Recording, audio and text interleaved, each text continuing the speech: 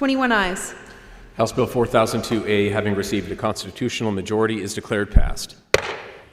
Within the past 70 minutes, Oregon Senate passed House Bill 4002 by a vote of 21-8, creating a moment of Oregon history, one step closer to the undoing of the state's experiment with decriminalizing drugs. The bill now just waits for the signature of Governor Tina Kotek. Measure 110, which decriminalized drugs, is being replaced by a bill that brings criminal punishment to drug users, but offers them many ways to avoid that punishment, first by getting drug treatment. Tonight, I talked with two House Democrats who worked on the bill to get their reaction to its passing through the legislature. I asked Representative Tanya Sanchez if she is happy with the end product. Well, I'm not happy with recriminalizing necessarily. I don't know if I like that phrasing necessarily, but what I do recognize is that sometimes it takes a little bit to get what you need. And what we needed was to really make some huge investments in behavioral health and mental health services. I mean, those were absolutely important things that we have disinvested in for some time, and we needed to work on that. And if it took getting to a place where we had to have a stronger level of accountability, then there we are. So not exactly thrilled, but satisfied with the final bill, not because of what it takes away, but for what it adds. Representative Jason Kropp said the change is what citizens told him they wanted.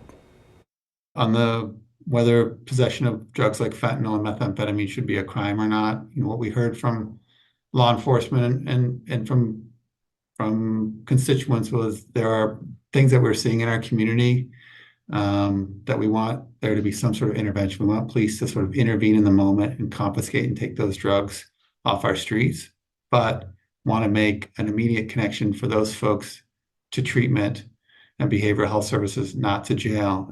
And that's the framework we are trying to create here with this unclassified misdemeanor. We have 23 counties signed up, have a commitment to work on deflection programs. People wouldn't even have to go to jail. Police can intervene in the moment and then make an immediate handoff to behavioral health services in their community. That is a different approach than we've taken on drug charges ever before. So now that that's done, we want to show you what happens next, because a lot of you have questions like this one that came in from Sean. They write, simple question, where are the thousands of drug treatment beds going to magically appear from when the governor signs this bill? Well, that is an excellent question. The short answer is they will not magically appear. It will take a bit of time, which is why enforcement will be put off until September 1st. But there is also a ton of money, $211 million in the next year, that will flow to a bunch of different agencies to get systems set up. It's part of another bill in the legislature poised to pass alongside 4002. Here's just a sample of what that includes. The Department of Administrative Services will get $85.4 million to set up detox and stabilization centers all over Oregon. They include Baker County, which will get $600,000 to build a crisis receiving center at its existing recovery village.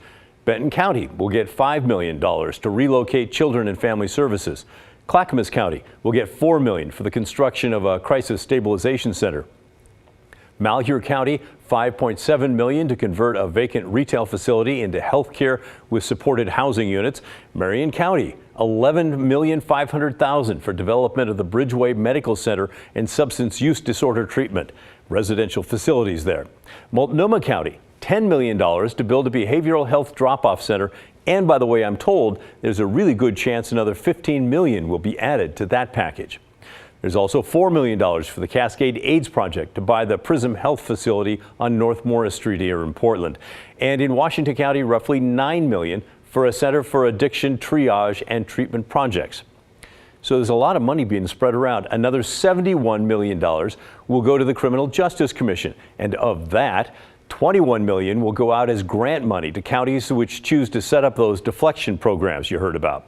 Those programs would give drug users a chance to go into treatment instead of going into jail.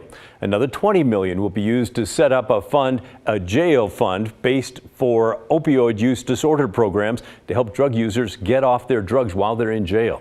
And $7 million will go to specialty courts, like drug courts, used to help addicts get clean. It also includes $4 million for a restorative justice program and $500,000 for a jail reentry pilot program. And I know All those numbers do not total $211 million. I'm just giving you the highlights here. There's also money going into early childhood learning and colleges and the State Judicial Commission and the Public Defense Commission and the Department of Corrections and State Police and a whole long laundry list of others. It is a wide-ranging program that's trying to set up or strengthen existing programs to help counter drug addiction and to help with mental health issues in Oregon. Which made me wonder, well, why spend new money? Why not use the tens of millions of dollars flowing into Measure 110 programs now? Because that was never going to be enough. As I mentioned before, we have disinvested in the behavioral health and addiction systems for a very, very long time. And the combination of a massive influx of drugs into our state and into our country, very deadly drugs, which happened prior to the pandemic, prior to Measure 110, all of those things in combination made a really difficult situation. And the fact that we had not invested significantly enough prior to that sort of put us in a place where we're going to need a little bit more, maybe a lot more, and maybe longer term in order to get to a place where we can actually support people. All right, and then circling back to that very first question, how are all those programs magically going to help and get people ready? Well, Representative Sanchez says, actually, those programs are coming up to speed right now. Well, I think a lot of folks are just maybe not as aware as we are because we're deep in the midst of it all. That in 21, we put a lot of money into behavioral health beds and maybe not as much into, well, we did actually, in terms of the Measure 110 resources into the addiction services. They're just all coming online now. We've also put a lot of money into the public defense system, which is, again, just getting maybe back to a place where they can get to do things a little bit better. Not perfect by any stretch of the imagination, but we put some things in place for the public defense system, and there are more resources available for that system. Where, it just takes time to get resources moving, and I think people are just not always aware of that.